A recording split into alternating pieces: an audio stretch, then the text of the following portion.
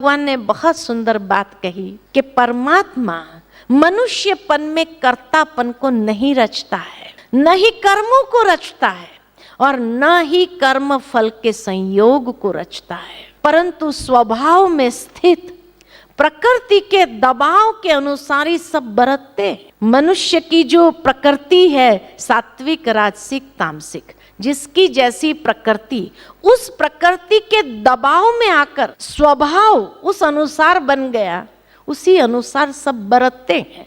बाकी भगवान का रोल कहीं नहीं है। अक्सर मनुष्य यही समझता है कि जो कुछ भी हो रहा है ना संसार में, पत्ता पत्ता जो हिलता है भगवान की मर्जी से हिलता है। ये हाथ ही उठता है तो भगवान की मर्जी से उठता है। अब सोचने की बात ये है कि ये हाथ उठा और जाकर किसी को थप्पड़ मारा तो क्या कहेंगे, भगवान की मर्जी हुई? भगवान की मर्जी ऐसी होती है? पत्ता पत्ता आज अबजो पत्ते होंगे, क्या भगवान बैठ के एक एक पत्तों को हिलाने का काम करेगा?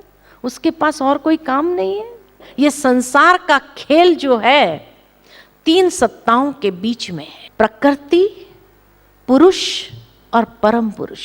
पुरुष यानी आत्मा, परम पुरुष यानी परमात्मा और प्रकृति, ये तीन के बीच में खेल चलता है। लेकिन तीनों को अपना अपना कार्य मिला हुआ है। ये पत्तों को हिलाने का कार्य नेचर का है, वो नेचर को स्वतंत्रता है, वहां भगवान इंटरफियर नहीं करता, वो हिलाता है पत्तों को, उसका काम वो है। आत्माओं को अपना काम मिला हुआ है अपने लेवल का, ये हाथ उठाने का काम व्यक्ति खुद करता है अपनी मर्जी से, प्रकृति के दबाव में आकर के। सात्विक, राजसिक, तामसिक कि यही प्रकृति अगर सात्विक प्रकृति के आधार पर है तो ये हाथ उठेगा किसी को आशीर्वाद देने के लिए, लेकिन अगर तामसिक प्रकृति का व्यक्ति होगा तो यही हाथ उठेगा किसी को थप्पड़ मारने के लिए।